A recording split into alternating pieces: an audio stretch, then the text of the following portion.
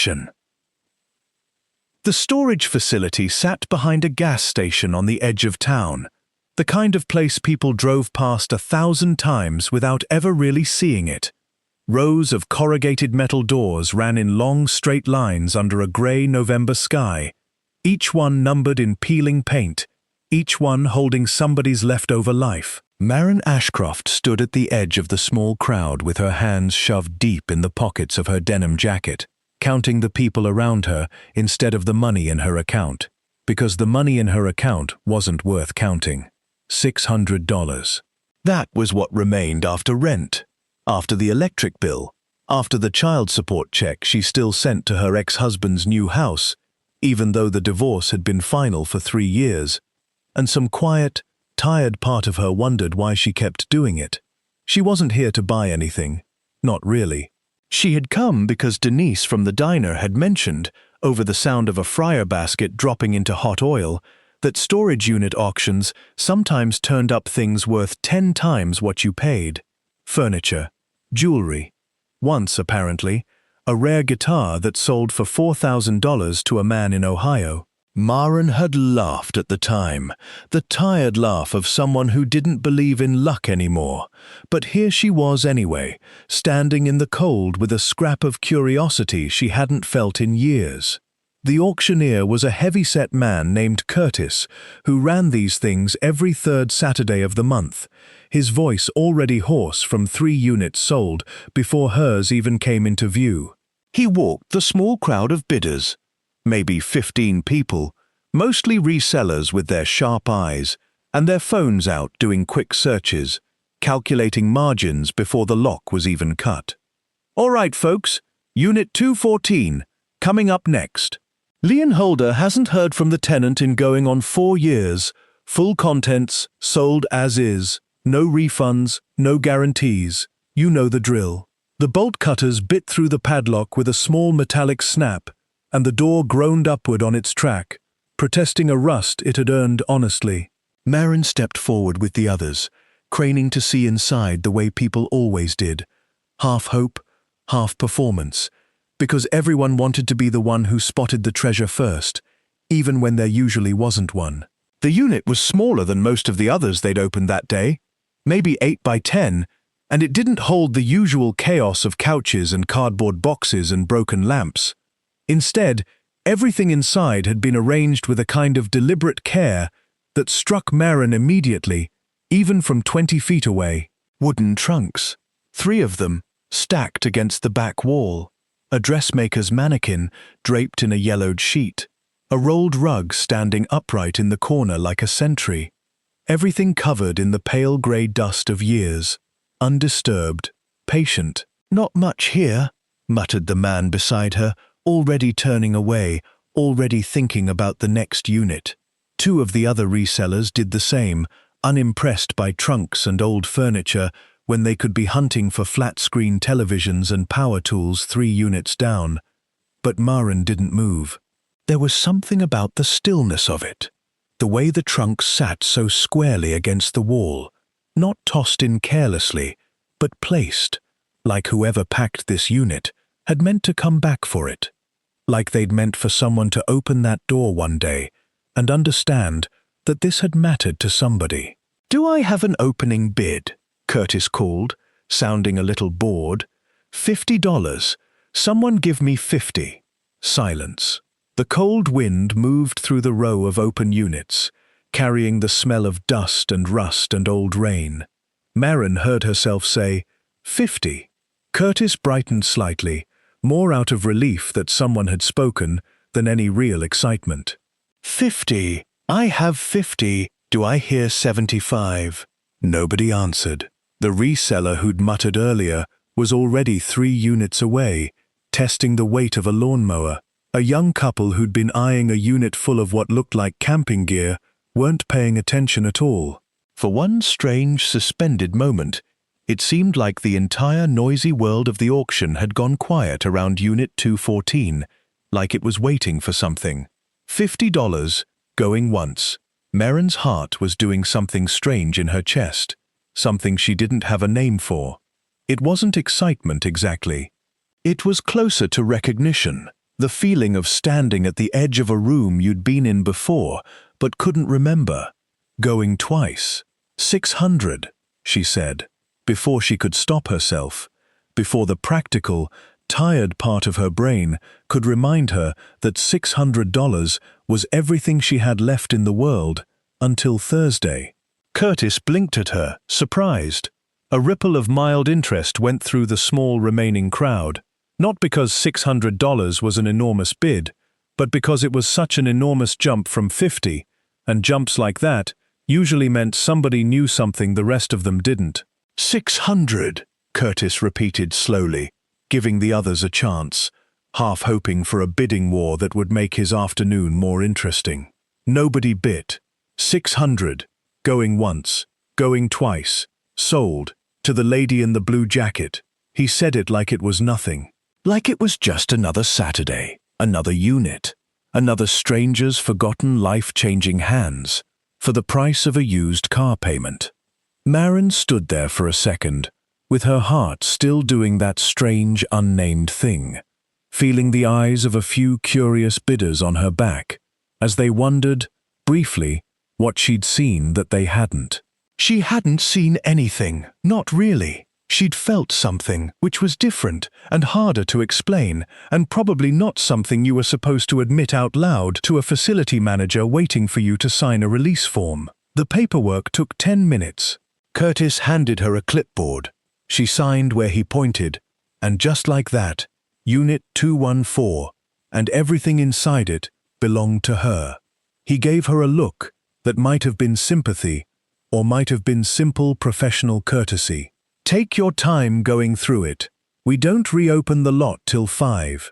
Maren waited until the small crowd had moved on to the next unit before she let herself step inside.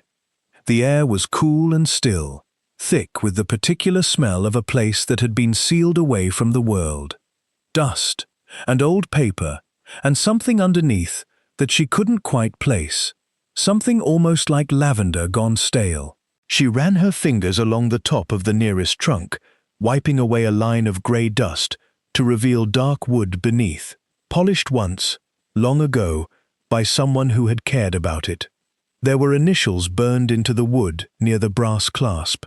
2 letters, elegant and old-fashioned, the kind of monogram nobody used anymore.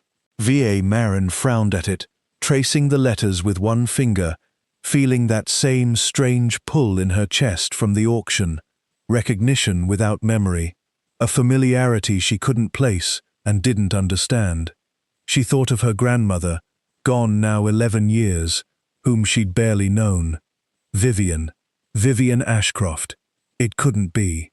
It was a common enough letter combination, and Ashcroft wasn't such a rare name that she should read anything into it.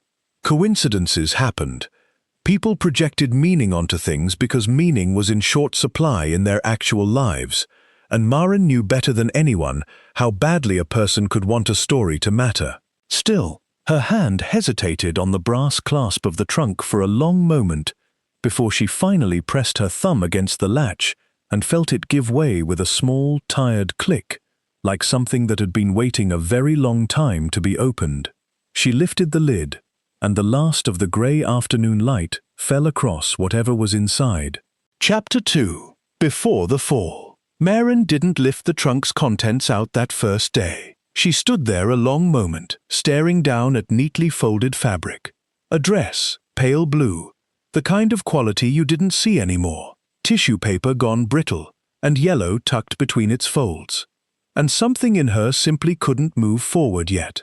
Not without understanding first why the sight of 2 burned letters on old wood had knocked the breath halfway out of her chest.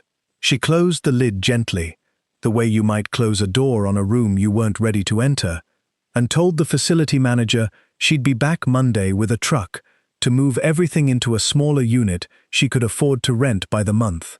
Then she drove home to her apartment above the hardware store on 5th Street, made a cup of tea she didn't drink, and sat by the window until the streetlights came on, letting herself remember things she usually kept carefully folded away, much like the dress in that trunk. Maren had been 9 years old the last time she saw her grandmother's house. It had been a long drive from wherever they were living that year. Her father moved the family often, chasing jobs that never quite worked out, and Maren had grown up fluent in the particular grief of leaving schools and friends behind every 18 months or so. But that drive she remembered clearly, because it had ended somewhere unlike anywhere they'd lived before.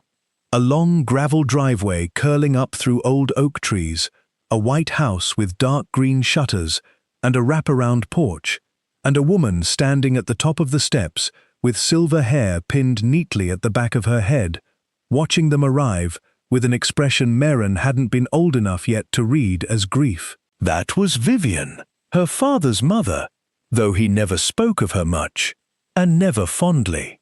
Maren remembered a formal sitting room with furniture she wasn't allowed to touch, a smell of lemon polish and old books, and her grandmother's hands, small, deliberate, always moving with purpose, whether folding a napkin or turning the pages of a ledger she kept at a roll-top desk in the corner of the parlor. She remembered, too, the fountain pen. Vivian wrote everything by hand, in a careful, slanted script, and she'd once let Maren hold the pen for a moment, just a moment, warning her with a small smile not to press too hard on the nib. "This pen has outlived 2 husbands and 1 very foolish son," Vivian had said, and Maren, at 9, hadn't understood the joke, if it was one, or the weight underneath it. They'd stayed 3 days. On the second day, Maren's father and grandmother had argued in the kitchen, low and furious, the kind of argument adults thought children couldn't hear through walls. Maren had caught only fragments. "You have no right. You made your choice. Don't come back here asking for what you already threw away." On the 3rd morning, they left before breakfast. Maren never saw the house again.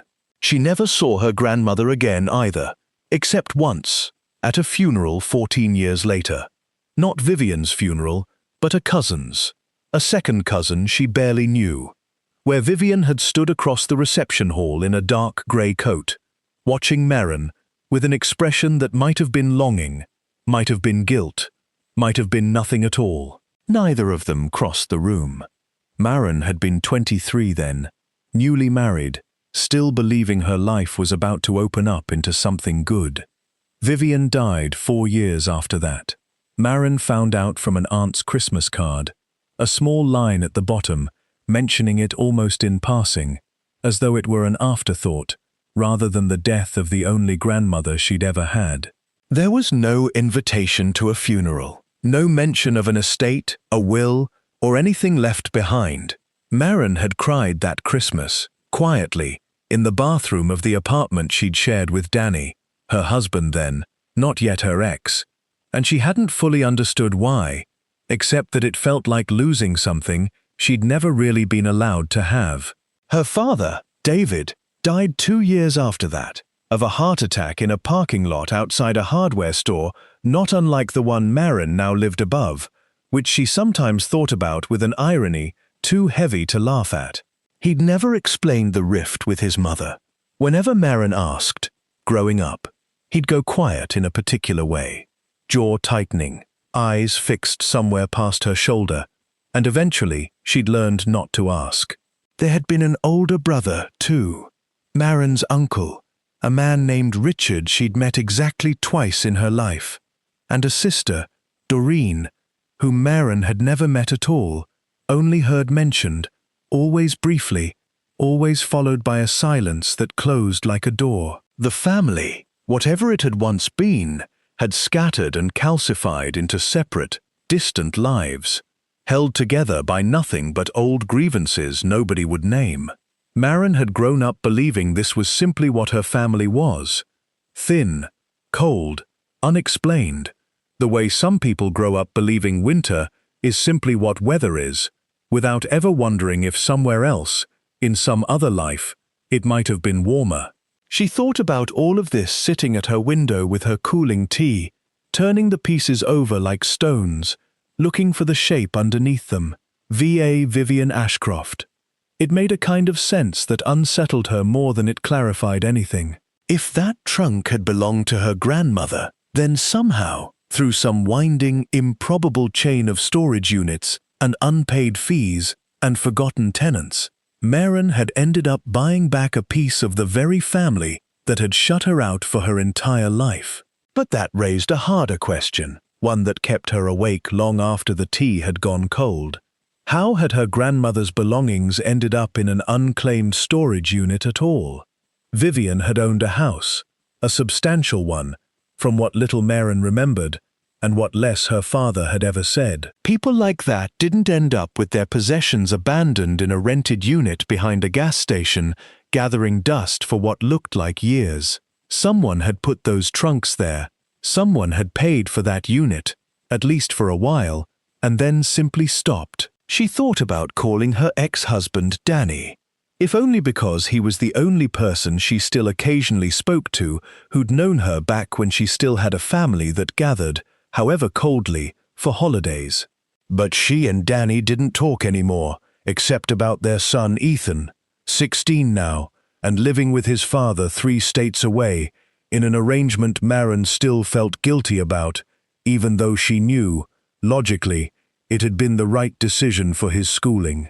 She thought about calling Doreen, the aunt she'd never met, but she didn't have a number, hadn't even known Doreen's married name until she went digging through an old address book that evening and found a single entry, in her father's handwriting, from years before he died.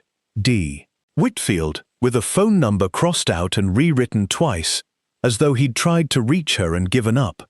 More than once. Maren didn't call the number that night. She sat with it a long while, tracing the crossed-out digits with her thumb the way she'd traced the initials on the trunk, and something in her, the same something that had made her bid $600 she didn't have on a storage unit full of someone else's forgotten life, told her that whatever she was walking toward, it wasn't going to be simple, and it wasn't going to be gentle. She thought, too, about her own life, laid bare in the quiet of the apartment. 2 jobs, a small check to Ethan's father every month, a marriage that had ended not with a dramatic betrayal, but with a slow, grinding erosion of 2 people who'd simply stopped choosing each other. She'd spent so many years being the person nobody quite noticed, not unkindly overlooked, just overlooked, the way a chair in the corner of a room is overlooked, useful and present, and never quite seen. She'd made peace with it, or told herself she had, in the particular way people make peace with things they can't change. But sitting there, with the crossed-out phone number and the memory of a fountain pen and a woman in a grey coat across a funeral hall, Maren felt something she hadn't let herself feel in a long time. Not hope, exactly. Hope felt too large, too dangerous a word for a Tuesday night with rent due in 12 days. But something adjacent to it. A small, stubborn curiosity that refused to be reasoned away. Monday, she told herself. She would go back to Unit 214. She would open the trunk fully this time, and the other 2 beside it. And whatever she found inside, she would not look away from it. She fell asleep in the chair by the window, the crossed-out phone number still folded in her hand, and dreamed, for the first time in years, of the long gravel driveway curling up through the oak trees, and a woman standing at the top of the porch steps, watching her come home. Chapter 3. What the Trunks Remember. Monday came grey and cold, with a thin rain that never quite committed to falling in earnest, just hung in the air and beaded on windshields, and made everything look slightly out of focus. Maren borrowed her neighbor's pickup truck, an arrangement that cost her $20 and a promise to return it with a full tank, and drove back out to the storage facility with a folding handcart, a flashlight, and a thermos of coffee that had gone lukewarm by the time she arrived. The facility manager, a heavy-set man named Roy, who smelled faintly of cigarettes and wore a company polo 2 sizes too small, walked her back to Unit 214 with the master key, even though she now had her own, mostly, she suspected, because he was bored and curious about the woman who'd spent $600 on what everyone else had dismissed as junk. "Find anything good in there yet?" he asked, hauling the door up on its track. "Haven't really looked," Marin said, which was mostly true. Well, Roy shrugged, already losing interest, already checking his phone. Lot of these units, it's just dead people's stuff, nobody wanted to deal with. Sad when you think about it. Whole life in a 10 by 10 box. He left her to it, and Marin stood alone in the grey light spilling through the open door, looking at the 3 trunks stacked against the back wall, the shrouded mannequin, the standing rug. She'd thought about this moment for 2 days, rehearsed it in her mind, the way she used to rehearse difficult conversations with Danny before their marriage finally ended. But standing here now, none of the rehearsal helped.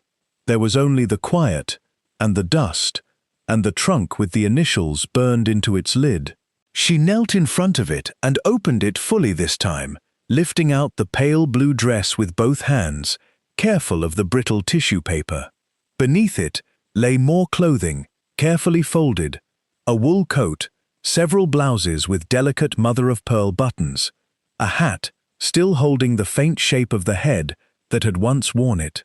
Near the bottom, wrapped in a square of velvet, she found a small wooden box that opened to reveal a strand of pearls and a man's pocket watch, stopped at 4:17, though whether that was the moment it broke, or simply the moment someone had last wound it, Marin couldn't say. None of it, on its own, explained anything. Clothes and jewelry and a broken watch were the ordinary residue of an ordinary life, the kind of thing any grandmother might leave behind. It was the second trunk that changed things. This one was heavier, and when Marin lifted the lid, she found not clothing but paper, stacks and stacks of it, bound with string, filling the trunk nearly to the brim. Letters, mostly, in that same careful slanted handwriting she remembered from childhood, dated across decades, some as far back as the 1970s. Photographs, dozens of them, black and white fading into color as the years progressed, and beneath the letters, a leather ledger, cracked with age, its cover embossed with a single word, Ashcroft. Marin sat back on her heels and opened it. The handwriting inside was Vivian's, unmistakably, page after page of neat columns, dates, figures, notations in a shorthand Marin didn't immediately understand, property addresses, account numbers, partially obscured by time and fading ink, references to something called the Meridian Trust that appeared over and over, along with a name Marin had genuinely never heard before. Ashcroft Holdings, LLC. She flipped further and found a folded document tucked between 2 pages, and when she opened it carefully, her hands went still. It was a photograph, larger than the others, professionally taken, showing a sprawling stone house far grander than the White House, with green shutters Marin remembered from her childhood. This was something else entirely. A mansion with columns and manicured grounds and a long reflecting pool in front. Dated on the back, in Vivian's handwriting, Meridian House, 1968. Marin stared at it for a long time, trying to reconcile this image with anything she'd ever understood about her family. She'd grown up believing her father came from modest means, a family that had simply drifted apart over the ordinary erosions of time and temperament. Nothing in that belief had prepared her for a mansion with a reflecting pool, or a ledger full of property and holdings, or the phrase Ashcroft Holdings LLC, written and underlined 3 times on a single page, as though Vivian herself had wanted to make sure whoever eventually found this would not miss it. She kept digging. Near the bottom of the trunk, wrapped in a plastic bag that had somehow kept out most of the moisture, she found a manila envelope, unsealed, containing what looked like a business card, cream-colored, slightly yellowed, printed with a name and address, Harold Beckett, Esq., Beckett and Moore, Attorneys at Law, established 1961. Beneath the card, a single sheet of paper, typed rather than handwritten, dated 1987, addressed to Vivian. Marin unfolded it carefully. Most of the letter was formal legal language she only half understood, references to the disposition of trust assets, to beneficiary designations, to a phrase that appeared twice and seemed to catch light every time her eyes passed over it. Pending resolution of the Ashcroft estate matter. The final line of the letter read, "As discussed, I would strongly advise against signing any document presented by your son or his representatives until this matter has been fully reviewed. Please contact my office at your earliest convenience." It was signed H. Beckett, and beneath the signature, in Vivian's own hand, added later in different ink, were 4 words that made the small hairs rise on Maren's arms. He never called back. Maren sat there in the cold storage unit for a long time after that, the letter trembling slightly in her hands, though whether from the chill or something else, she couldn't have said.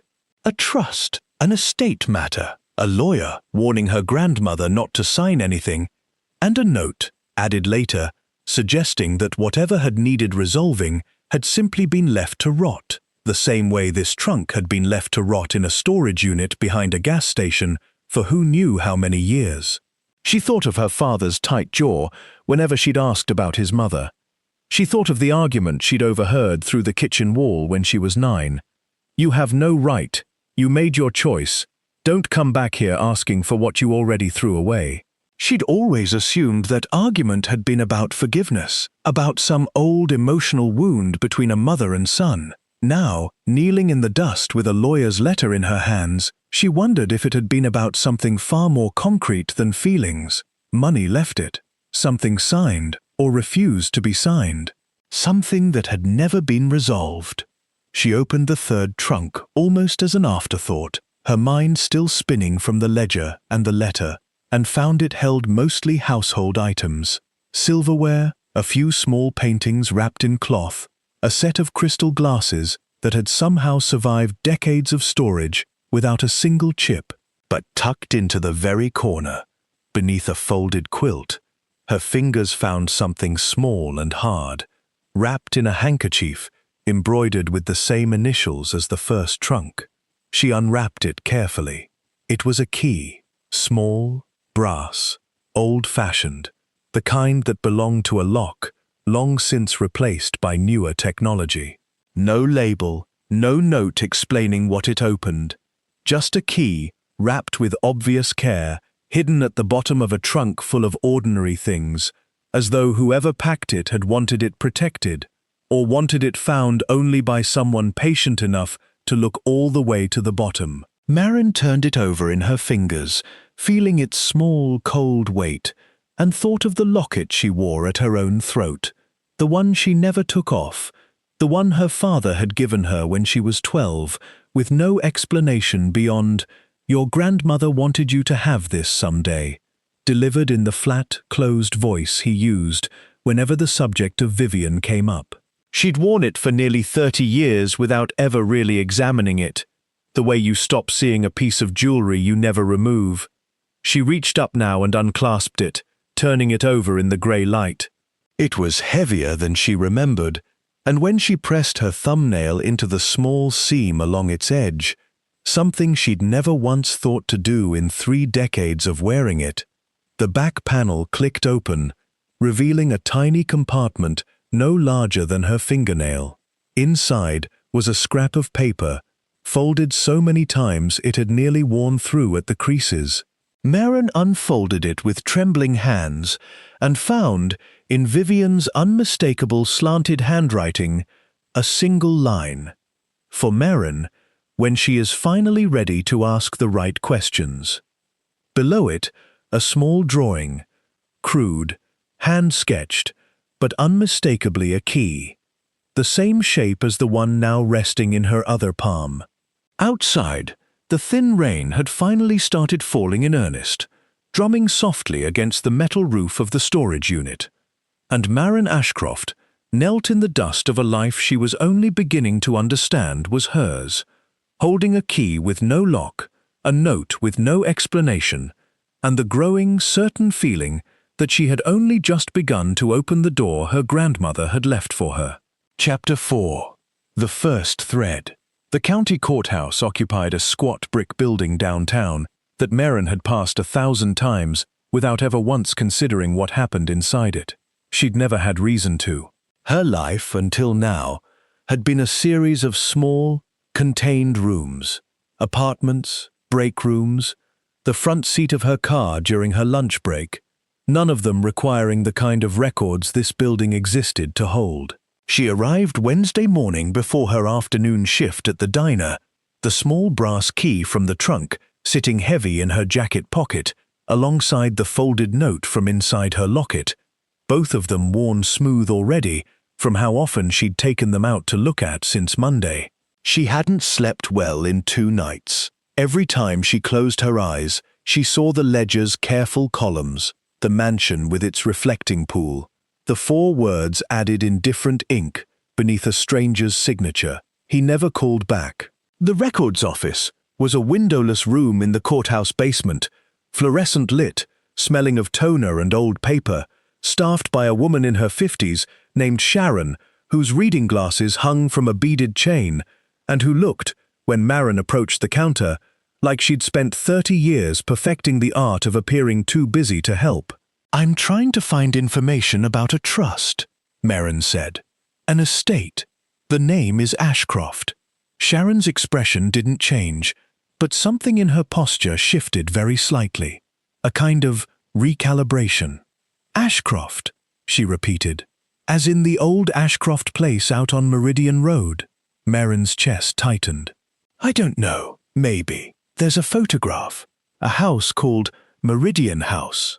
That's the Ashcroft estate, sure. Big old property. Sat empty for years before they tore most of it down. I grew up around here.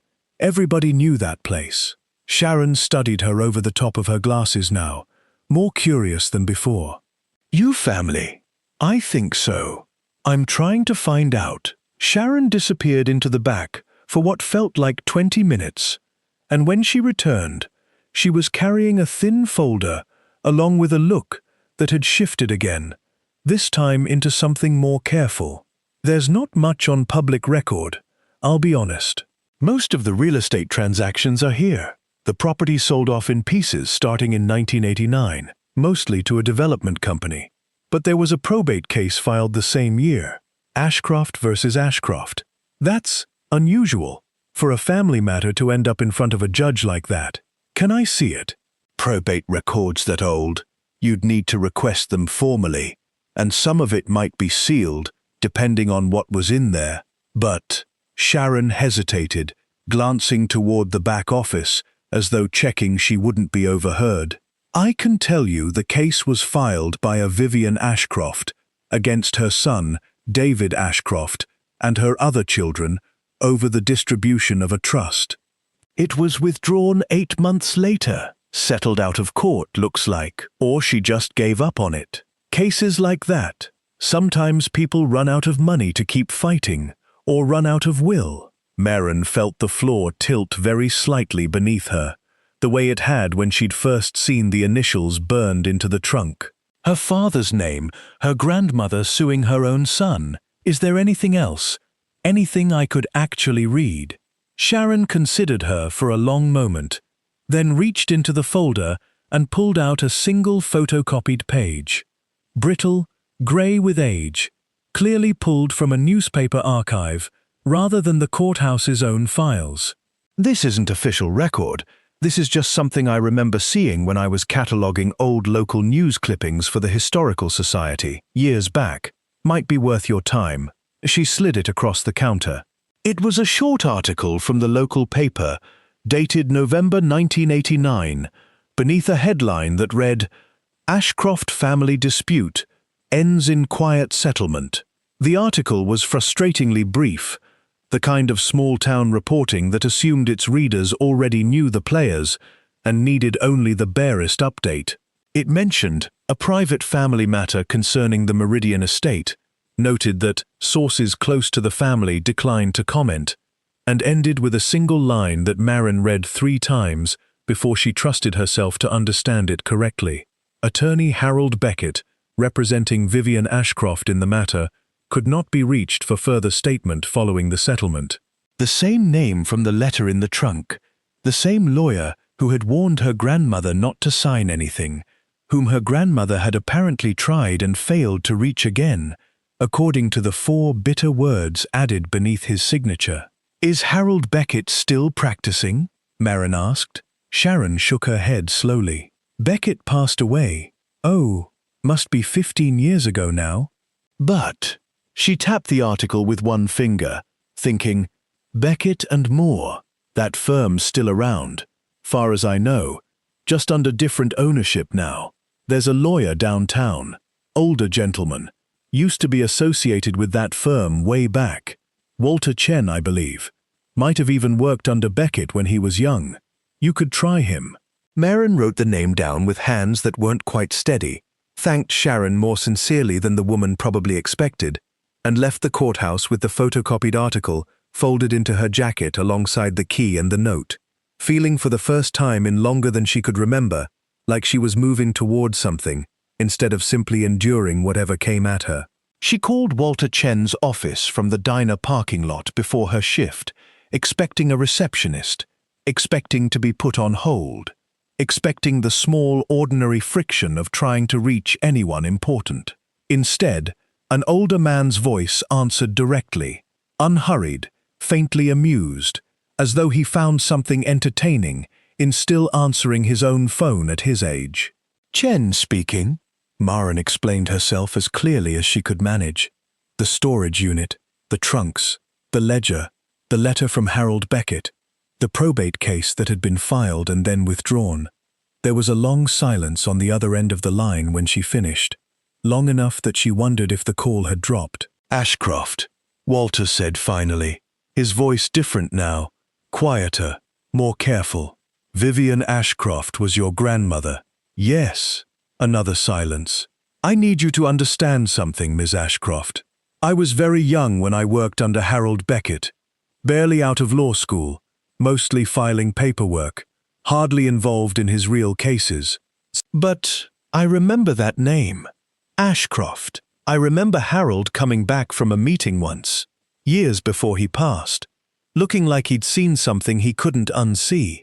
He didn't talk about client matters, ever, not even to me. But he said one thing that stuck with me. He said, "Some families don't fight over money because they're greedy. They fight over money because money is the only language left for saying everything else they can't say out loud." Maren gripped the phone tighter. "Do you have any of his old files? Anything from that case?" Most of Beckett's paper records from that era were digitized or destroyed when the firm changed hands, I'm afraid, and probate matters that were withdrawn rather than ruled on don't always leave much of a trail. He paused. "But I still have some of his personal files. Things he kept separately, not client files exactly, more like notes he made for himself. If Vivian Ashcroft's name is in there, I may be able to find it. Can you come to my office? I'd like to see what you have, if you're willing to show me." Maren agreed to come Friday afternoon, after her diner shift, and spent the rest of the day moving through her work in a kind of fog, refilling coffee cups and taking orders, with half her mind still standing in that cold courthouse basement, turning over the phrase Sharon had used almost casually, the way you'd mention weather. Ashcroft versus Ashcroft, a mother suing her own son, a settlement so quiet it barely made the local paper, a lawyer who tried to warn Vivian and then simply disappeared from the story, and a note in her grandmother's own hand suggesting that somewhere between the warning and the settlement, something had gone very wrong. That night, back in her apartment, Maren spread everything out across her kitchen table. The ledger, the letter, the photocopied newspaper article, the small brass key, the folded note from inside the locket, and studied it all together for the first time, looking for the shape underneath it, the way she had 2 nights before. Except now, the shape was starting to sharpen into something almost recognizable. Ashcroft Holdings, LLC, the Meridian Trust, a house with a reflecting pool, sold off in pieces starting in 1989. The same year the lawsuit was quietly withdrawn. A grandmother who had fought for something and lost, or given up, or been made to give up. and who had spent whatever years remained to her afterward, quietly, carefully preserving the evidence in a trunk with her own initials burned into the lid, along with a key meant for a lock Maren hadn't found yet, and a note meant for a granddaughter she'd barely been allowed to know. For Maren, when she is finally ready to ask the right questions. Maren looked at the note for a long time, then at the phone number for Doreen Whitfield still sitting crossed out and rewritten in her father's old address book, and understood, with a certainty that settled into her chest like something taking root, that whatever questions her grandmother had wanted asked, she wasn't going to find the rest of the answers in courthouse basements and old newspaper clippings alone. Sooner or later, she was going to have to ask them to the family that had spent 30 years hoping nobody ever would. Chapter 5. The Weight of the Name. Doreen Whitfield lived in a part of town Maren had only ever driven through, never to, a neighborhood of long driveways and low stone walls, where the houses set themselves back from the street like they had something to protect. Maren sat in her car outside the address for nearly 10 minutes, before she found the nerve to walk up the path, rehearsing an opening line that kept dissolving in her mouth every time she tried it out loud. She had gotten the address from Walter Chen, who'd made a few careful calls after their meeting Friday, a meeting that had left Maren with more questions than answers, though Walter had promised to keep digging through Beckett's old personal files and call her the moment he found anything solid. In the meantime, he'd suggested, gently, that speaking with a living relative might move things faster than paper ever could. Doreen Whitfield, he'd said, sliding a slip of paper across his desk, with an address written in his careful, lawyerly print. She was Vivian's daughter, your father's sister. If anyone still living understands what happened in 1989, it's likely her, though I should warn you, in my experience, the people closest to old family money are rarely eager to discuss how they came by it. Now, standing on Doreen's porch, with her thumb hovering over the doorbell, Maren thought about that warning, and almost turned around twice before she finally pressed it. The woman who answered was smaller than Maren expected, sharp-featured, dressed in the kind of understated cashmere that whispered money rather than announced it. Her auburn hair was salon-perfect, even on what appeared to be an ordinary Tuesday afternoon, and her grey eyes moved over Maren with a quick, assessing coldness that reminded her, uncomfortably, of every job interview she'd ever failed. "Can I help you?" Doreen asked, in a voice that suggested she already suspected the answer would be no. "My name is Maren Ashcroft. I think you're my aunt." Something moved behind Doreen's eyes. Not surprise exactly, more like the flinch of an old wound being pressed. For a moment, Maren thought the door might simply close, and she braced for it. But instead, Doreen's hand tightened on the frame, and she said, in a voice gone suddenly careful, "David's girl." "Yes, he passed some years back. I heard eventually."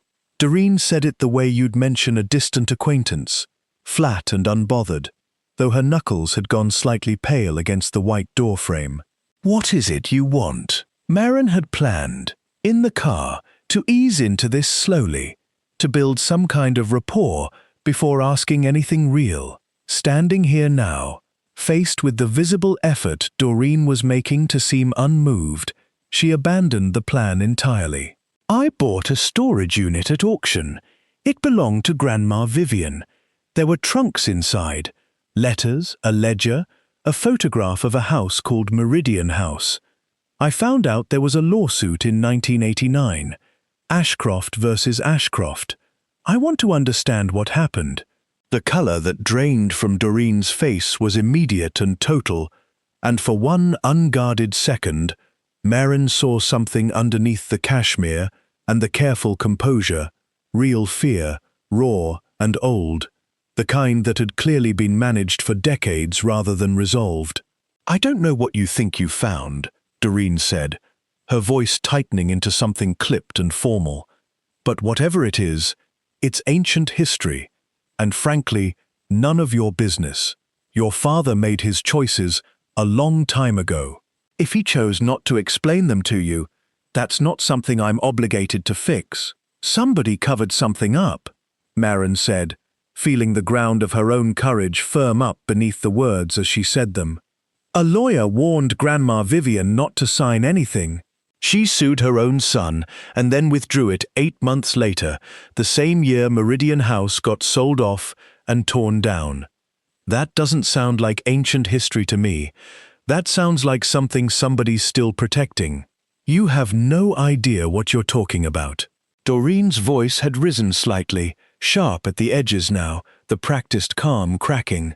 You show up here after, what, 40 years of nothing, waving around some papers you found in a storage unit, and you think that gives you the right to walk into my home and accuse me of something. You don't know this family. You were never part of this family. Whose fault is that? The question came out of Maren before she could soften it, and she watched it land, watched something flicker across Doreen's face that might have been guilt if Doreen had allowed herself to feel it. For a moment, neither of them spoke. Somewhere down the quiet street, a lawnmower started up, ordinary and distant, absurd against the tension coiled tight between them on the porch.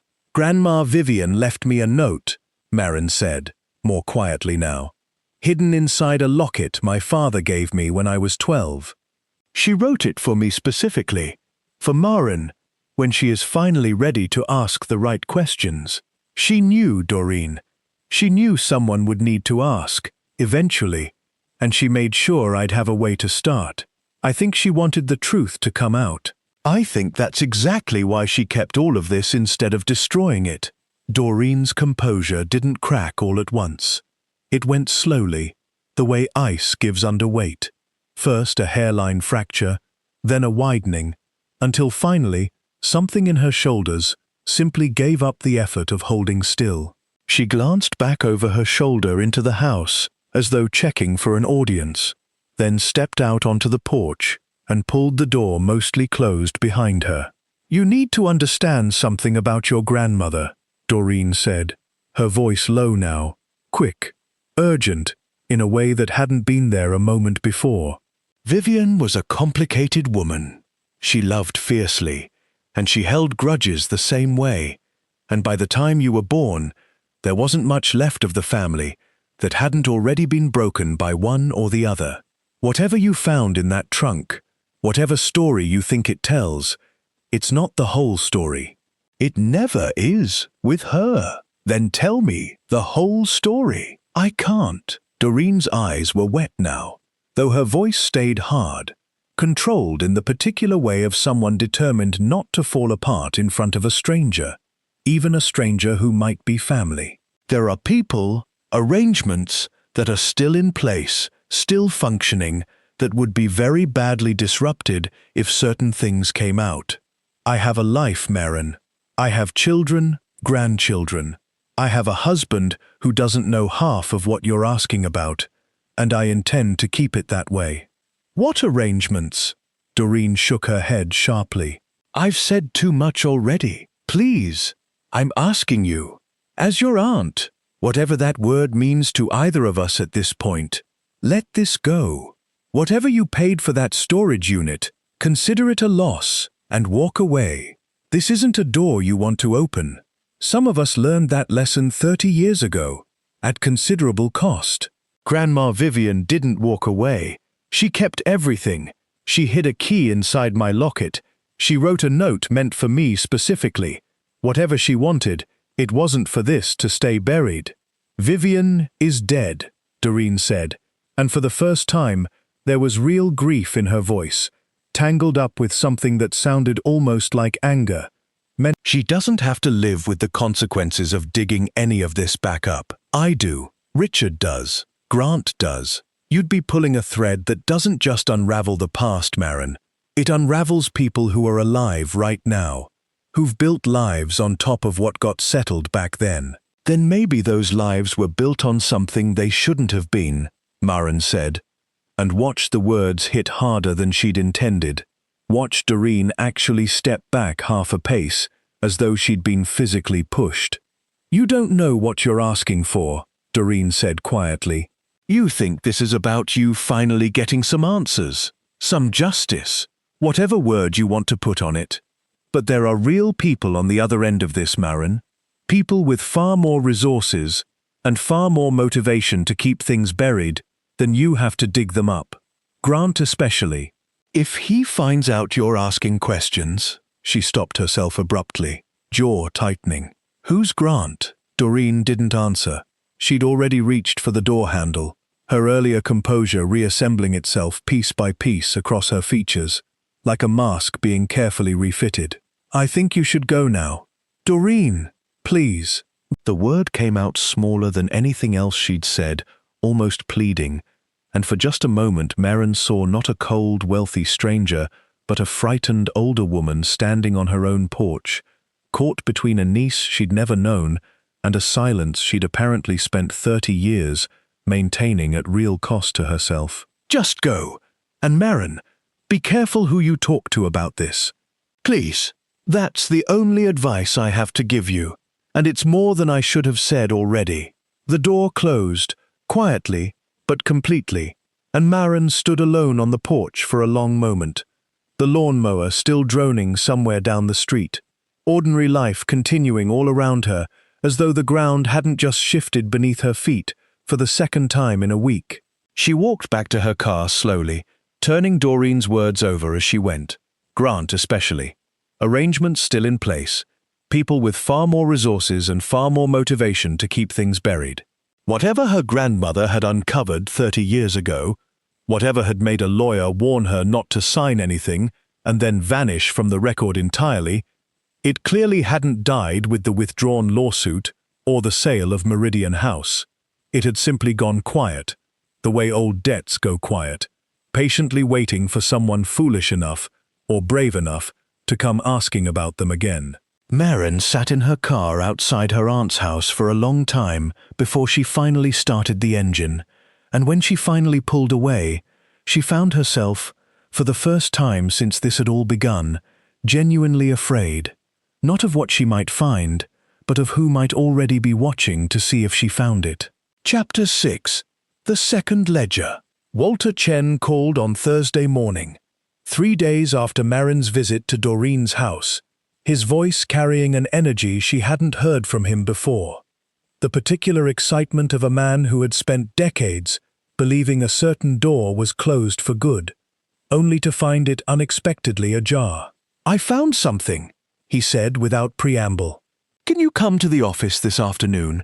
I think you should see this in person rather than over the phone. Marin rearranged her diner shift with Denise's reluctant help and drove downtown through a light drizzle, the same brass key from the trunk riding in her jacket pocket, though she still had no idea what lock it belonged to.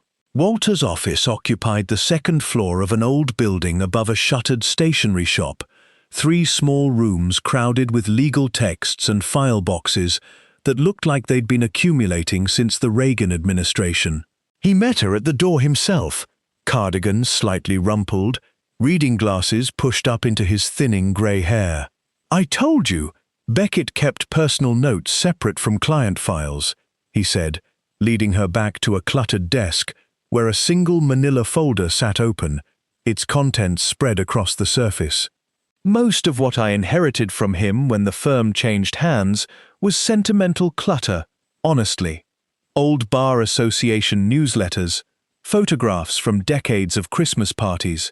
But tucked inside one of his old daily planners, I found this. He handed her a small, worn notebook, the leather cover cracked with age, filled with Harold Beckett's cramped handwriting.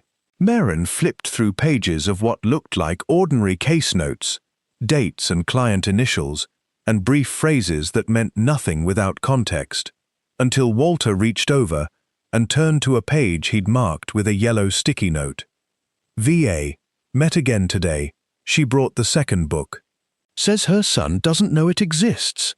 If what's in it is accurate, the Meridian estate is worth several times what was declared in probate. Recommended she file immediately before assets are further dispersed. She is frightened. Says D has already begun moving money through the holding company. Advised caution regarding personal safety, which she dismissed, perhaps unwisely. Maren read it twice, her heart beating hard against her ribs. The second book. What second book? That's precisely what I've been trying to find, Walter said. And I believe I have, though I'll admit it took some doing. He reached into a cardboard box beside the desk and lifted out, with visible care, a second leather ledger, older looking than the one Maren had already found, its cover worn nearly smooth, tied shut with a length of faded ribbon. This was misfiled decades ago among some unrelated estate paperwork Beckett's firm had been storing for another client entirely. I only found it because your visit made me finally go looking through boxes I hadn't opened in 15 years. He set it on the desk between them, and Maren untied the ribbon with fingers that weren't entirely steady. The ledger inside was different from the one she'd found in the storage unit. This one written not in Vivian's hand, but in a different, more angular script, and dated further back, beginning in the early 1960s. Page after page of entries, property acquisitions, stock holdings, gold reserves stored at a private vault facility whose name Maren didn't recognize, accounts held not under the Ashcroft name at all, but under the corporate shell of Ashcroft Holdings, LLC, the same entity she'd seen underlined 3 times in her grandmother's own ledger. This was your great-grandfather's ledger, if I'm reading the dates correctly, Walter said, tapping the earliest pages. Cornelius Ashcroft. He built the original fortune in shipping and later real estate, and it appears he was, how shall I put this, extraordinarily cautious about how much of it he ever declared publicly. A great many wealthy families of that era did the same, for tax reasons, for privacy, sometimes simply out of an old distrust of banks and governments alike. Maren turned the pages slowly, watching the numbers accumulate across decades, modest at first, then swelling dramatically through the 1970s as investments compounded, real estate appreciated, and the shell company's holdings expanded into properties across 3 states.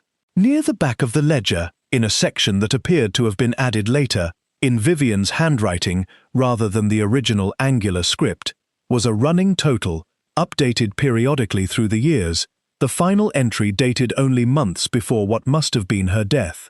Total estimated holdings, Ashcroft Holdings LLC and associated trusts, as of last review, $48,200,000.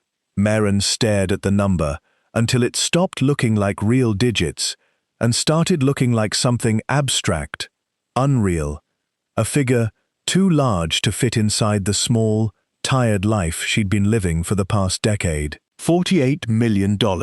She thought of her $600 spent at auction, of the child support checks she still sent every month, of the 2 jobs, and the borrowed pickup truck, and the apartment above the hardware store, with its water-stained ceiling, in the corner of the bathroom, she'd never had the money to fix. This can't be right, she said, though even as she said it, she knew it explained everything. The lawsuit, the lawyer's warning, Doreen's fear, the careful preservation of 2 ledgers, and a hidden key across 3 decades. $48 million. Where did it go? That, Walter said grimly, is precisely the question your grandmother appears to have been asking in 1989, right up until her lawsuit was suddenly, quietly withdrawn. He flipped back to an earlier page in Beckett's Daily Planner, a later entry, dated some months after the first. Here, this is the last mention of your family in any of Beckett's notes. Maren read the final entry, her stomach tightening with every line. VA called today, very distressed. Says her son David has been pressured to sign a release absolving the trustees of further accounting obligations, in exchange for a modest cash settlement. She refused to advise him either way, out of concern for family relations, though I believe this was a mistake. Richard and Doreen have apparently already signed. If David signs as well, the matter will be considered closed, and further legal action will become effectively impossible. I strongly advised VA against allowing this, but she says the family is exhausted and simply wants the fighting to end. I fear this may be the last I hear from her on this matter. Below it, in different ink. A final line, clearly added much later. Confirmed. Case formally withdrawn. November. Settlement finalized. I telephoned VA twice afterward to discuss remaining options. Calls were not returned. I have to assume the family has chosen to move forward without further counsel. She tried, Marin said quietly. She tried to fight it, and then everyone just gave up, signed whatever they were told to sign. It would appear so, Walter said. Though I'd caution against assuming your father simply capitulated out of weakness. Family pressure of that kind, especially when it's dressed up as ending suffering rather than accepting defeat, can be remarkably effective at getting people to sign things they'll regret for the rest of their lives. Marin thought of her father's tight jaw, his closed voice, the tension in that kitchen argument she'd overheard as a child. You have no right. You made your choice. Perhaps that argument hadn't been Vivian condemning her son for abandoning the family. Perhaps it had been Vivian condemning him for signing away a fortune, and her father, ashamed and defensive, lashing out at the only person who'd tried to warn him. If everyone signed a release, Marin asked slowly, does that mean I don't have any legal claim to this? Even if I can prove all of this is real?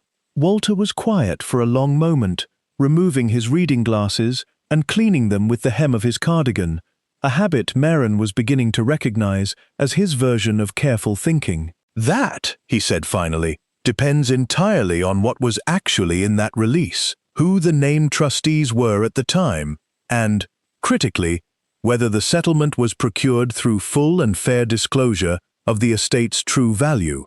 If your grandmother's own notes indicate the family was pressured to sign without understanding the full scope of what they were giving up, and if this second ledger proves the true value was deliberately concealed from them at the time of settlement, there may well be grounds to challenge the release entirely. Fraud in the inducement, we'd call it. It's not a simple case. It would not be cheap, and it would not be quick. But it would not be impossible, either. Who benefited from the settlement? Who actually controls the money now? Walter turned back to the ledger, flipping to its final pages, where a list of names appeared beside a diagram of what looked like a corporate structure.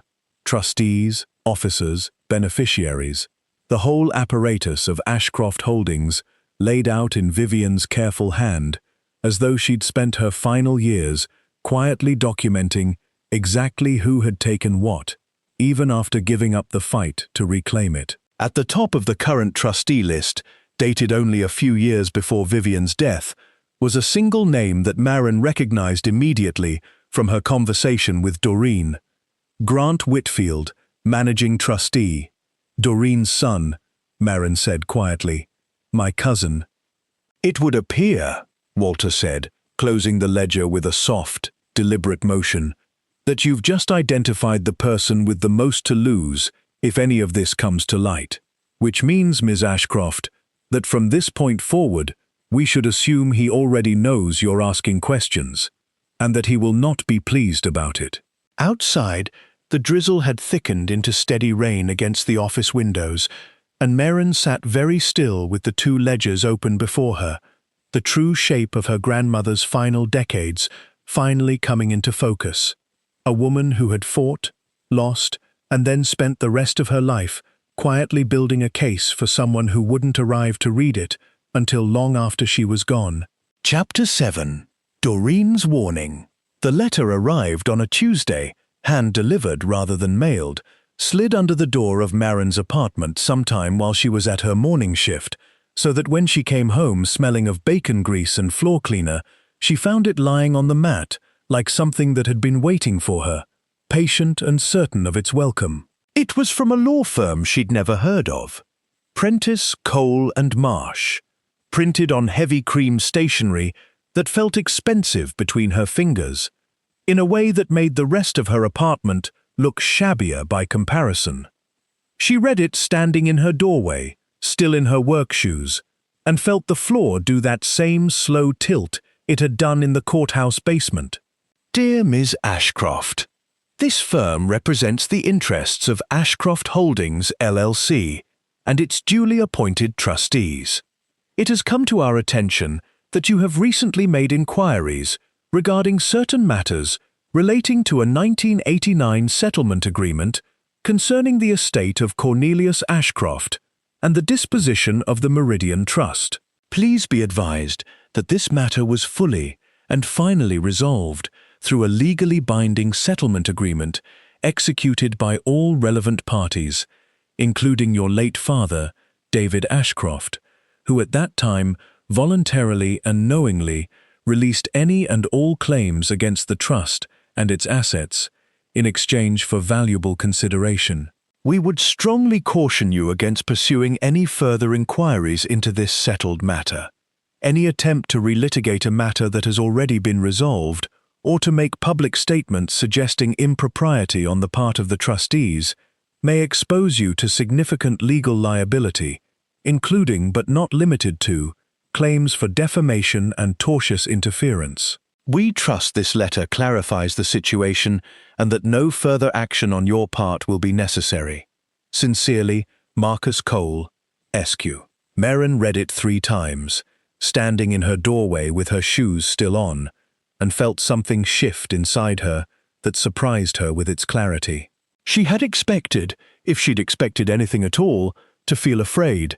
And she did feel afraid, somewhere underneath everything else, a cold, uncomfortable awareness that people with real resources had already noticed her, had already decided she was worth the cost of a formal legal threat, delivered by hand rather than mail.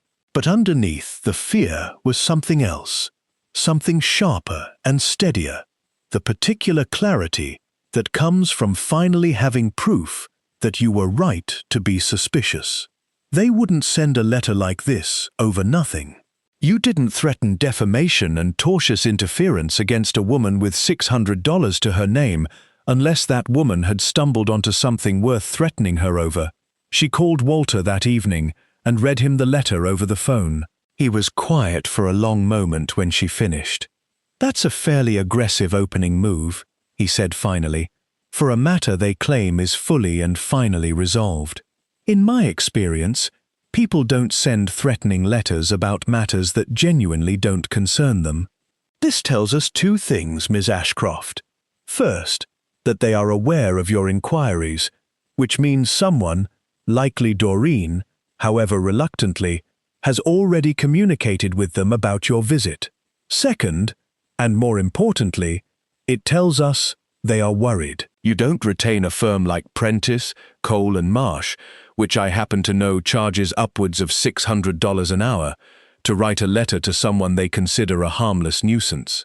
Should I be scared? You should be careful, Walter said. There's a meaningful difference between the two.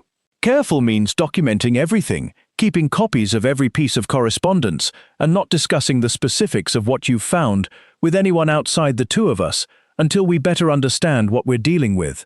Scared tends to make people stop asking questions, which I suspect is precisely the intended effect of that letter. Maren folded the letter carefully and placed it in the same drawer where she'd started keeping everything else: the ledgers, the photographs, the original letter from Harold Beckett, the newspaper clipping, the small brass key still without a lock to call home. The drawer had become, in the space of 2 weeks, the most important piece of furniture she owned. 3 days later, she noticed the car.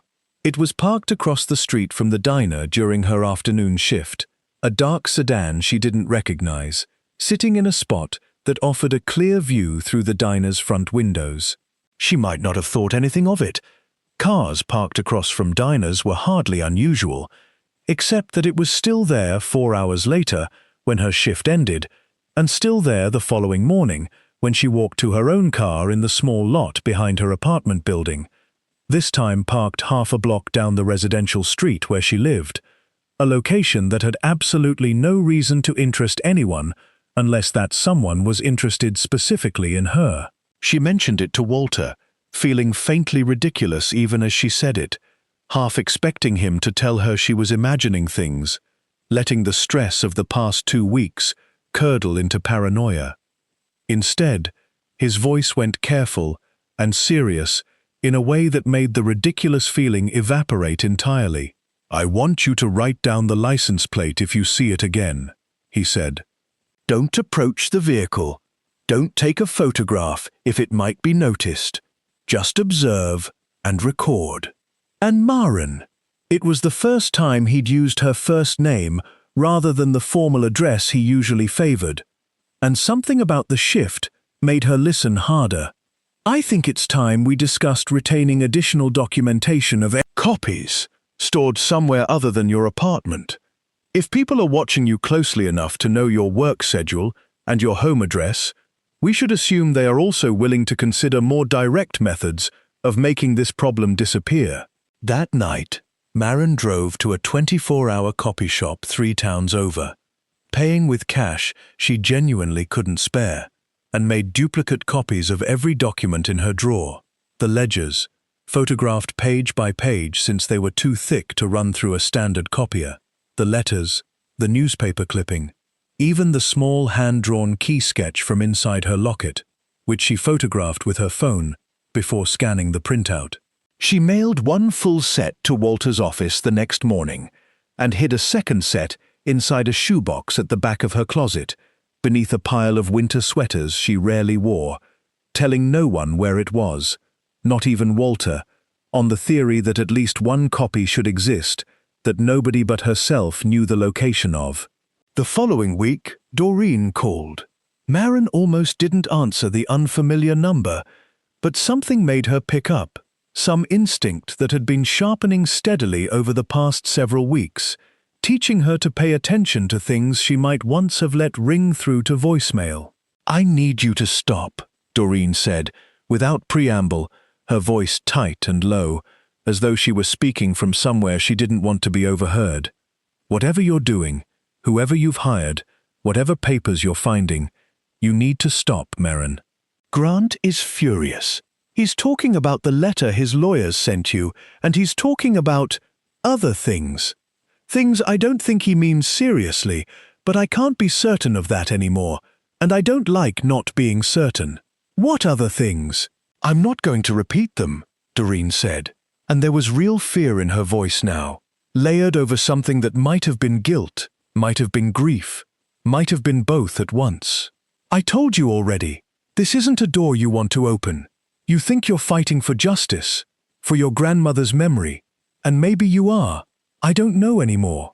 But Grant doesn't fight fair, Maren. He never has. He got that from his father, not from me, whatever you might think of me." "Then help me," Maren said. "You know what happened in 1989. You know what was really in that settlement. Help me prove it, and this ends the right way, with the truth instead of threats." There was a long silence on the line, long enough that Maren thought Doreen might have hung up. When she finally spoke again, her voice had changed, gone smaller, older, stripped of the polished coldness Maren had encountered on her porch 2 weeks earlier. "I was 26 years old when I signed that release," Doreen said quietly. "I had a baby at home, no money of my own, and a lawyer telling me the alternative was years of expensive litigation against my own mother that might destroy what little was left of this family anyway.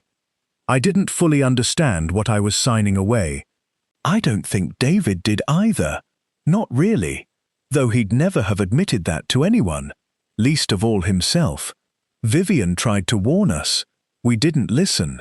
And now here you are, 35 years later, holding the exact proof that we should have. So help me use it." "I can't." The words came out broken, almost a whisper. "I have grandchildren, Maren. I have a life that would not survive what Grant would do to me if he thought I'd helped you against him. I'm sorry. I am truly, genuinely sorry for you, and for your father, and for what your grandmother went through trying to make this right. But I've already given up more than I can afford to give up twice." The line went dead before Maren could respond, and she stood in her kitchen holding the silent phone, understanding with a clarity that settled cold and certain into her chest that whatever help she was going to find in untangling this 35-year-old theft, it would not come from inside the family that had built its comfort on top of it. It would have to come from the evidence itself. From Walter's careful legal mind, and from whatever reserve of stubborn courage, had first made her raise her hand at that auction and bid $600 she didn't have on a life she didn't yet know was her own. Outside her window, the dark sedan was parked again, half a block down, its engine idling quietly in the cold November evening, patient as everything else in this story had learned to be. Chapter 8. The Reading Room.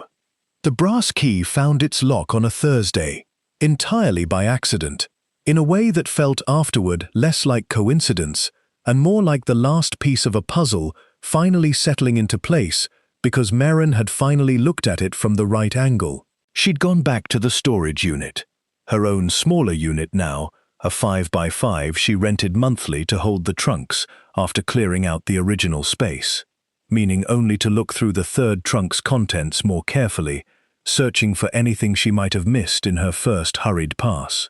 It was there, wrapped in the same quilt where she'd found the key, that her fingers brushed against something hard, sewn into the quilt's lining itself, a shape she'd mistaken for batting the first time through. She cut the stitching carefully with a pair of scissors from her bag, and found, hidden inside the quilt's lining, a small wooden box, no larger than a jewelry case, its lid secured with a tiny brass lock. Her hands were shaking as she retrieved the key from her pocket, the same key she'd carried everywhere for weeks now, tracing its small, cold shape 100 times without ever finding what it opened. It fit perfectly. Inside the box, cushioned in a nest of faded velvet, lay a single sealed envelope, and beneath it, folded flat, a formal-looking document Maren recognized immediately as a will, dated and notarized, the paper still crisp, despite its age, as though it had been protected far more carefully than anything else in the trunks. She didn't open either one there in the cold storage unit. She drove home with them sitting on the passenger seat, like something alive, something that needed careful handling, and she made tea she didn't drink, again, and sat at her kitchen table in the lamplight, and finally, with hands that had stopped shaking only through sheer force of will, she opened the envelope first. My dearest Maren, if you are reading this, then somehow, against every likelihood I could reasonably hope for, the key found its lock, and you found the courage to look all the way to the bottom of what I left behind. I confess, I did not know, when I hid this, whether you would ever be the one to find it. I only knew that I could not bring myself to destroy the truth, and I could not trust it to anyone still living within this family, so I chose instead to trust it to time, and to whoever proved patient enough, and brave enough, and perhaps simply desperate enough, to go looking. I imagine you have questions about why I never reached out to you directly, why I let so many years pass without so much as a letter, a phone call, a single attempt to explain myself to a granddaughter I loved more than I ever found the words to say aloud. The truth is uglier and smaller than I wish it were. Your father forbade it, in the early years, out of a shame I understood even as it broke my heart, and by the time you were old enough that his forbidding no longer mattered, I had grown a coward in my own way, afraid that reaching out after so long would only reopen wounds I no longer had the strength to tend. I regret this more than almost anything else, in a life that held a great many regrets. I am sorry, Maren. I am sorry for all the years I let slip past in silence, telling myself there would be time later, until later became too late for anything but this letter and whatever small justice I could still arrange from beyond the reach of my own cowardice. What I can tell you now is the truth of what happened, as plainly as I am able. Your great-grandfather Cornelius built a fortune far larger than this family ever acknowledged publicly, structured deliberately across trusts and holding companies to avoid taxation and scrutiny, as men of his era so often did. When he died, the true scope of that fortune was known only to a handful of people, myself included, and it should rightfully have been divided fairly among his heirs according to the terms of his original will. Instead, my son Richard, your uncle, working in concert with certain trustees and lawyers who saw an opportunity for their own enrichment, arranged to have that original will quietly set aside in favor of a revised distribution that dramatically understated the estate's true value and funneled the majority of control into a holding structure Richard himself would come to manage. I discovered this only years later, by accident, when a bank clerk who had once worked for Cornelius let slip a figure in casual conversation that did not match anything I had been told. I spent the better part of a decade quietly gathering proof, at real risk to myself, and at the cost of what remained of my relationship with Richard, and eventually with David as well, when I finally brought my suspicions to both of them and asked them to join me in challenging the settlement legally. Richard refused outright, unsurprising given his role in the original arrangement. David, your father, was more torn. He believed me, I think, in his heart, but he was tired and frightened, and Doreen was newly a mother with a family of her own to protect, and in the end, the three of them chose the smaller, certain sum over the larger, uncertain fight. I do not blame them as harshly as perhaps I should. I understand exhaustion. I understand fear. I understand, better than most, how easy it is to accept an unjust peace over a just war you are not certain you have the strength left to win. But I could not simply let it go, even after the settlement was signed. I spent my remaining years quietly documenting everything I could find, preserving what proof remained, waiting, I will admit now, with more hope than reason, for some future member of this family to finally be ready to finish what I could not. I chose you, Marin, though you may wonder why, given how little of your life I was permitted to witness. I chose you because in the small handful of times I did see you, that single visit when you were 9, that funeral years later where neither of us found the courage to cross the room, I saw in you something none of the rest of this family ever managed to hold on to. A quiet, stubborn decency, a willingness to notice things other people walked past without seeing. I hoped, more than I ever truly expected, that if the proof ever found its way to you, you would be the one willing to finally ask the right questions, and to keep asking them even when the answers proved inconvenient to people with far more power than you. Enclosed with this letter, you will find my original, unaltered will, the true one, executed before Richard's revisions, naming you, along with any future descendants of David's line, as rightful beneficiaries of the Ashcroft Trust, in the proportions Cornelius himself originally intended. I do not know if this document alone will be sufficient to overturn 30 years of settled law. That is a question for lawyers far more capable than I am to answer. But I wanted you to have it, and I wanted you to know, in my own words, that none of what was taken from this family was ever taken with my blessing, and that if there is any justice left to reclaim, it belongs, by every right that matters, to you. I am proud of you, Marin, though I have no earthly right to say so, having done so little to earn the privilege of watching you grow into whoever you have become. I hope, wherever you are, and whatever life you have built for yourself, that it has been kinder to you than this family managed to be. And I hope, if you are reading this letter at all, that it means you found something in yourself worth trusting. The same something, perhaps, that made you brave enough to keep looking until you found me. With more love than I ever knew how to properly show you, your grandmother, Vivian Marin, read the letter twice. Through tears she made no effort to stop.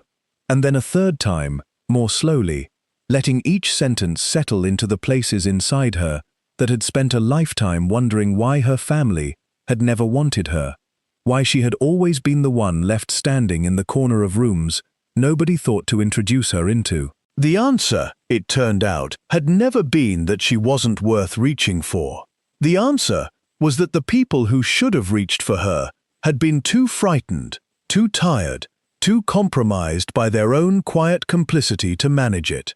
But her grandmother had reached for her anyway, across 30 years and the impossible odds of a storage unit auction, trusting a key and a locket and a trunk full of careful proof to eventually find their way into hands willing to finish what she'd started. Maren sat at her kitchen table long after midnight, the will spread open before her, Vivian's letter folded gently beside it, and felt something inside her settle into a shape she recognized as resolve. Not the frightened, uncertain curiosity that had first made her bid $600 at an auction, but something harder and more permanent, the particular resolve of someone who finally understood not just what had been taken from her, but why it mattered enough to fight for. She thought of Grant's lawyers and their expensive letterhead, of the dark sedan idling patiently outside her window, of Doreen's broken voice admitting she'd given up more than she could afford to give up twice. None of it frightened her the way it had, even a week earlier. Whatever came next, legal battles, more threats, whatever direct methods Doreen had been too afraid to name outright, Maren understood now that she was not simply fighting for $48 million, however life-changing that sum might be. She was finishing something her grandmother had started and never been allowed to complete. She was answering a letter written specifically to her across 30 years of silence by a woman who had believed, against every reasonable expectation, that somewhere down the line, someone in this fractured family would finally prove brave enough to ask the right questions and refuse to stop asking until the truth came all the way to light. Maren picked up her phone and called Walter Chen. Even though it was well past midnight, even though she knew it was an imposition, because some things simply couldn't wait for a more reasonable hour. "I found the will," she said, when he answered, his voice thick with interrupted sleep, but immediately alert once he understood what she was telling him. The original one. "Before Richard's revisions, I found everything, Walter. I know exactly what happened now, and exactly what she wanted me to do about it." "Then I suppose," Walter said, and even through the phone she could hear something steady and resolved settling into his own voice, matching her own, "It's time we discuss precisely how we intend to bring this in front of a judge." Chapter 9. The Auction House Ambush. Walter filed the petition to challenge the 1989 settlement on a cold Monday morning in early December, citing fraud in the inducement and material misrepresentation of estate assets, supported by copies of both ledgers, Beckett's personal notes, the newspaper clipping, and Vivian's original unaltered will. It was, Walter had warned her repeatedly, only the opening move in what would likely be a long and expensive fight, and he'd been careful not to promise her anything beyond the certainty that they now had, for the first time, real legal standing to make the attempt. The response came faster than either of them expected, and in a form neither of them had anticipated. Grant Whitfield's attorneys had apparently decided that rather than simply litigating quietly through the courts, a more effective strategy would be to discredit Maren publicly before the case ever reached a judge who might take her seriously. The venue they chose was almost cruelly appropriate, a benefit auction for the local historical society, held in the ballroom of the same hotel where, Maren would later learn, Cornelius Ashcroft himself had once hosted lavish galas in the years when Meridian House still stood on its hill with its reflecting pool catching the evening light. Walter had encouraged her to attend, arguing that the Historical Society's board included several old money families who might have relevant institutional memory about the Ashcroft estate, and that a public, low-pressure setting might be a reasonable place to quietly ask a few careful questions. What neither of them anticipated was that Grant would already know she was coming, thanks to a guest list that Doreen, still a long-time society member despite everything, had apparently been unable to keep private. Maren arrived in the one good dress she owned, a simple navy sheath she'd bought for a friend's wedding years earlier, feeling instantly and acutely out of place among women, in gowns that cost more than her monthly rent, and men whose watches alone could have covered her son's college tuition twice over. She'd barely made it past the check-in table, barely had time to accept a glass of wine she didn't really want, when Grant Whitfield found her. He was exactly as Doreen's description had suggested, and Walter's careful research had confirmed. Tall, broad-shouldered, dressed in a tailored charcoal suit, gold cufflinks catching the ballroom light as he extended a hand she didn't take, his smile wide and warm, and entirely, chillingly performative. "Merrin Ashcroft," he said, loudly enough that several nearby conversations paused, heads turning with the particular hungry curiosity of people who sensed a scene developing and didn't want to miss it. "I was hoping we'd finally meet. I've heard so much about you these past few weeks." "Grant." She kept her voice level, though her pulse had kicked up hard. "I have to say, I admire the ambition." He raised his own wineglass slightly, as though toasting her, the gesture landing somewhere between mockery and genuine spectacle. "Most people, when they buy an abandoned storage unit for a few $100s, they're hoping to find a vintage guitar, maybe some old jewelry. You found yourself an entire family fortune to lay claim to. That's really something." A ripple of uncomfortable laughter moved through the small crowd that had gathered, and Merrin felt her face heat, felt the old familiar instinct to shrink, to apologize, to make herself smaller and less noticeable, rise up in her the way it always had, at moments exactly like this one. She fought it down with an effort that cost her more than she let show.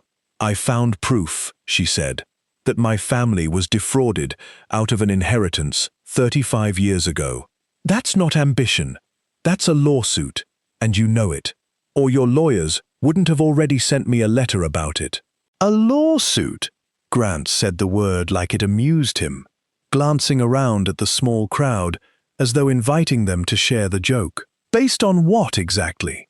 A storage unit full of a dead woman's old papers? I understand you never even met most of this family." "Never met me, certainly, until tonight. But you've decided, based on some trunk you bought at auction, that you're entitled to tens of millions of dollars that belongs to people who've spent their entire lives building and managing it responsibly." "It belongs to people who took it from a woman who tried to stop them," Merrin said, "and then pressured her children into signing it away before they understood what they were giving up." "That's a very dramatic story." Grant's smile hadn't moved, but something colder had entered his eyes. "Do you have any actual evidence, or is this just what you've decided to believe because it's more flattering than the truth, which is that your father chose not to fight for something, and you're now trying to relitigate his choices for him, decades after he's dead, and can't correct your version of events?" "I have two ledgers, a lawyer's contemporaneous notes warning against the settlement, and my grandmother's original unaltered will," Merrin said, loud enough now that she didn't care who heard, some part of her recognizing, even as she said it, that this was exactly the confrontation Grant had engineered, in this room, in front of these people, precisely because he believed she would crumble under the weight of public humiliation, the way, perhaps, her father once had. "I have proof, Grant. I'm not asking anyone here to take my word for it. I'm telling you a judge will see it soon enough." Something flickered across Grant's face, not quite alarm, but a recalibration, the look of a man realizing his opponent had come better armed than he'd anticipated. He recovered quickly, though, his voice dropping into something more openly contemptuous. "You know what I think this actually is?" He turned slightly, addressing the small crowd more directly now, playing to them with the ease of someone accustomed to commanding a room. "I think a woman who's struggled her whole life, who works double shifts at a diner, who's clearly had a hard time of things, found some old family papers, and let herself believe a very convenient fairy tale. I think you want it to be true so badly that you've stopped asking yourself whether it actually is. And frankly, I think it's more than a little insulting to the memory of people in this family who worked hard and built responsible lives, to have someone show up out of nowhere trying to shake them down for money she has no legitimate claim to." I work double shifts, Maren said, her voice shaking now, though whether from anger or humiliation, she genuinely couldn't tell. Because 35 years ago, your family took $48 million that should have been shared fairly and left the rest of us to scrape by while you built your life on top of what my grandmother spent her final years trying to reclaim. That's not a fairy tale, Grant. That's a fact, and it's about to become a matter of public record.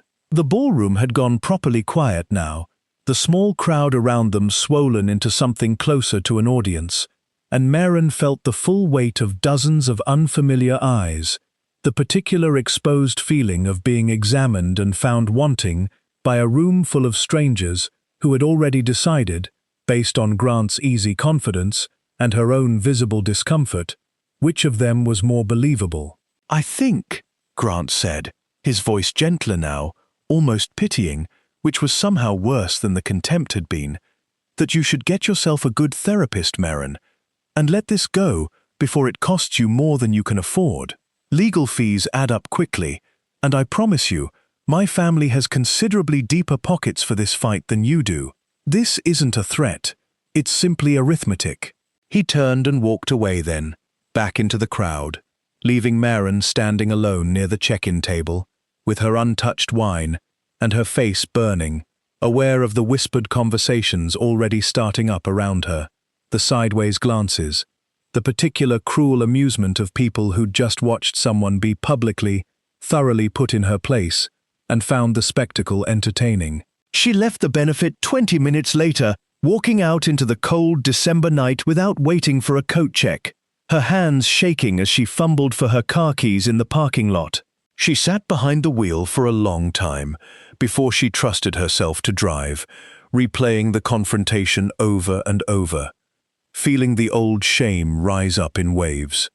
The shame of being laughed at, dismissed, made small in front of a room full of people who mattered more, in the world's careless accounting, than she ever would. But underneath the shame, something else was building too. Something that hadn't been there the last time she'd let a room full of people decide she wasn't worth taking seriously. She thought of Vivian's letter, of the quiet, stubborn decency her grandmother claimed to have seen in her even as a child, of the arithmetic Grant had so casually invoked, as though justice were simply a matter of whoever could afford the better lawyers. Maren pulled out her phone and called Walter, her voice steadier than she expected once she actually started speaking. "He humiliated me tonight," she said, in front of an entire room, practically laughed in my face. "I'm sorry," Walter said, and he sounded like he meant it. "Are you all right?" "I'm furious," Maren said, and found, saying it aloud, that the fury was cleaner and more useful than the shame had been. Easier to hold on to, easier to build something out of. "He as good as admitted, he's terrified of what we've found, Walter. Men that confident don't ambush strangers at charity galas unless they're worried about something. I want to move faster. Whatever the next step is, I want to take it now." There was a brief silence on the line, and when Walter spoke again, there was something in his voice that hadn't been there before, a kind of quiet, professional satisfaction, the sound of a man who'd spent 30 years waiting for exactly this sort of resolve in a client. "As it happens," he said, "I received a call late this afternoon from the probate court. Given the documentation we've submitted, a judge has agreed to schedule an expedited preliminary hearing.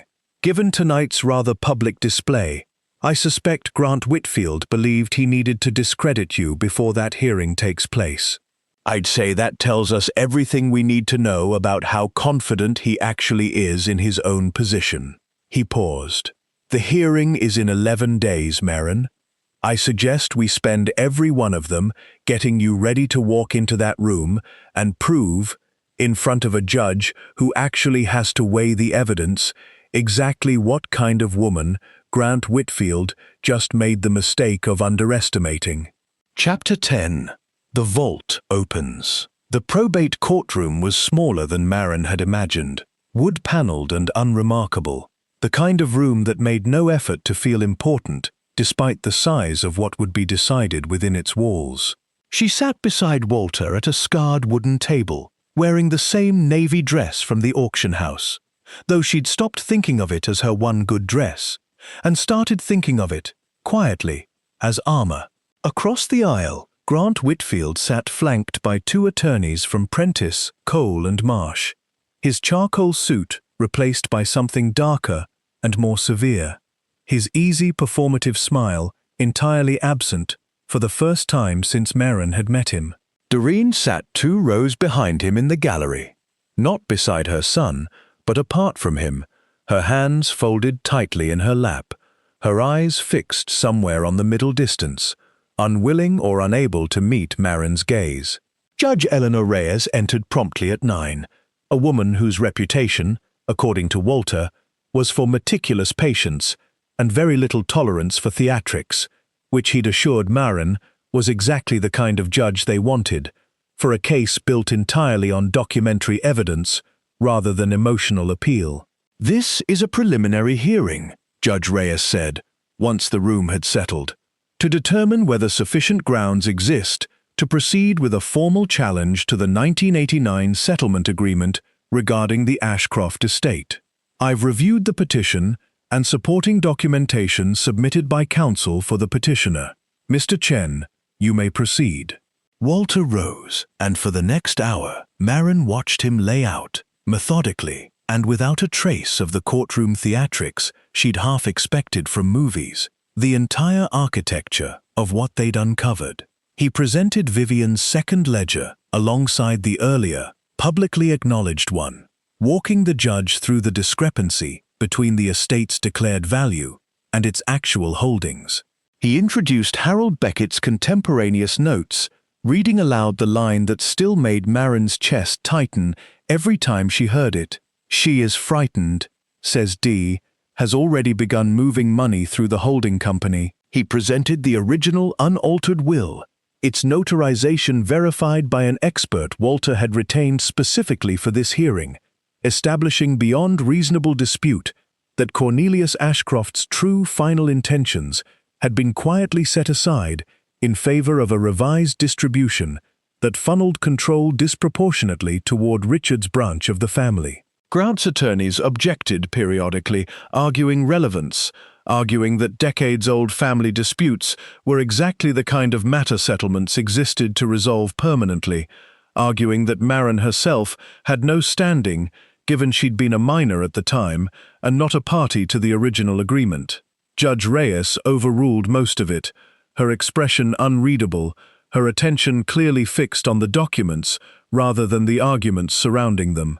When it came time for Grant's attorneys to respond, they attempted the same strategy that had worked so effectively at the auction house, casting doubt on the authenticity of documents found in a storage unit, suggesting Maren might have fabricated or altered materials, questioning why, if this fraud had genuinely occurred, Vivian herself had never pursued it further in the decades before her death. It was this last argument that gave Walter the opening he'd clearly been waiting for. "Your Honor," he said, "opposing counsel raises a fair question, and I'd like to answer it directly, because I believe it goes to the very heart of why this matter deserves to proceed. Vivian Ashcroft did not abandon this fight because she believed she was wrong.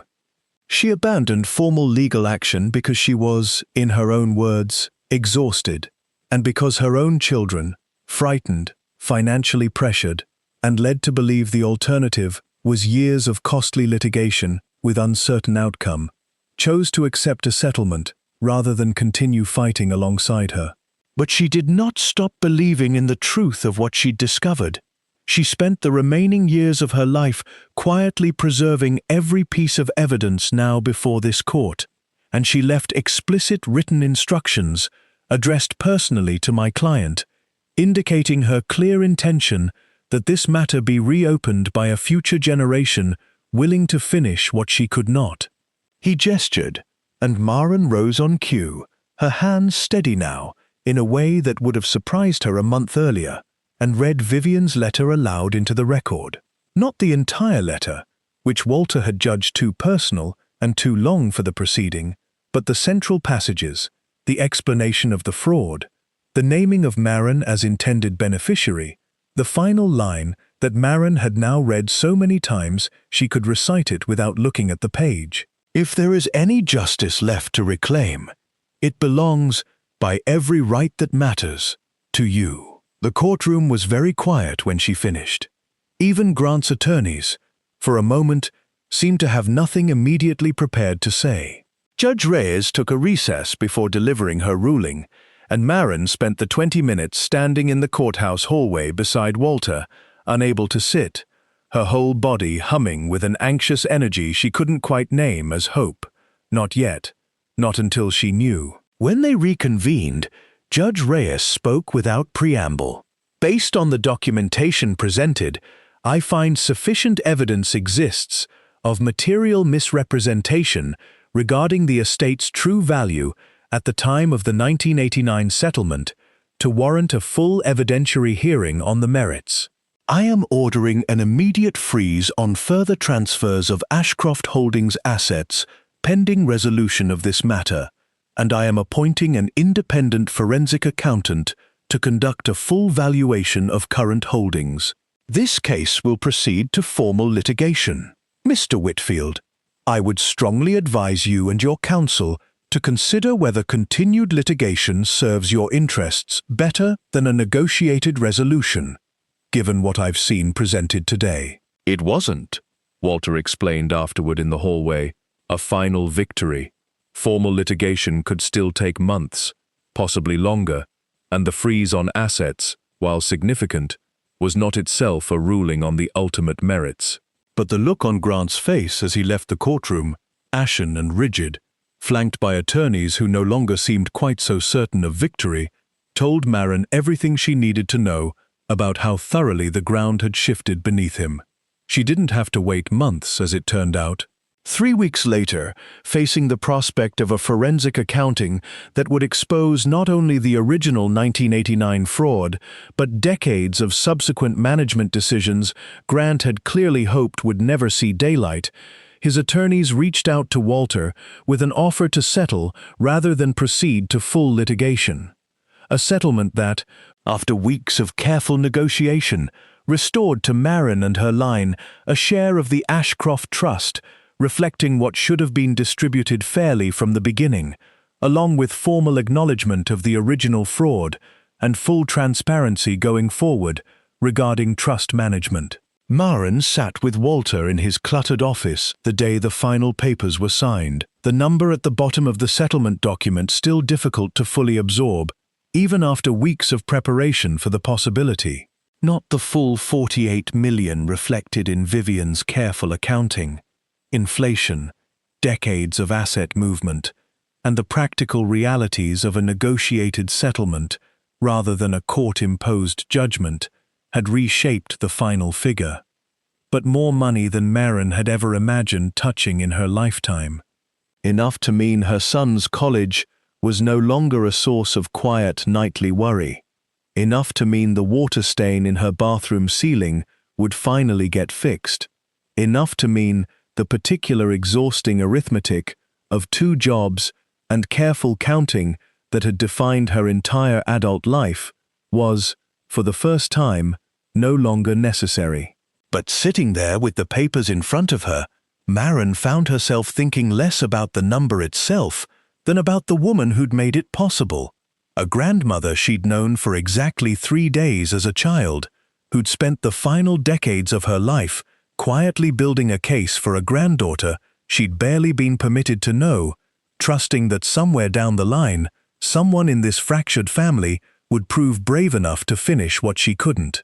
She used part of the settlement, in the months that followed, to have Meridian House's old foundation, the small remaining portion that hadn't been developed into the housing subdivision now occupying most of the original property, turned into a small memorial garden, with a modest stone bench engraved simply, "For Vivian," who kept the truth safe until someone was ready to find it. Doreen came to see it once, alone, on a grey afternoon in early spring, and she and Maren sat together on the bench for a long while without speaking much.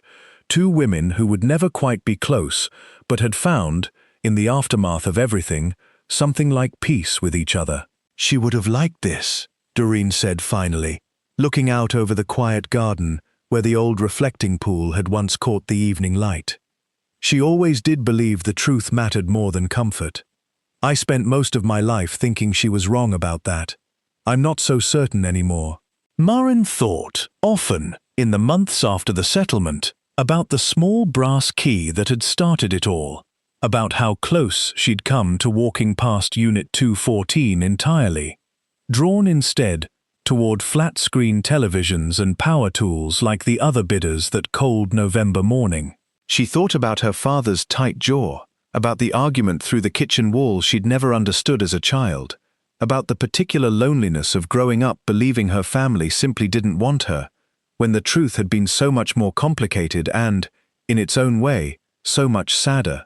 She kept the locket, still wearing it every day, though its secret compartment was empty now, the note long since transferred to a safe deposit box, alongside the ledgers and letters that had changed everything.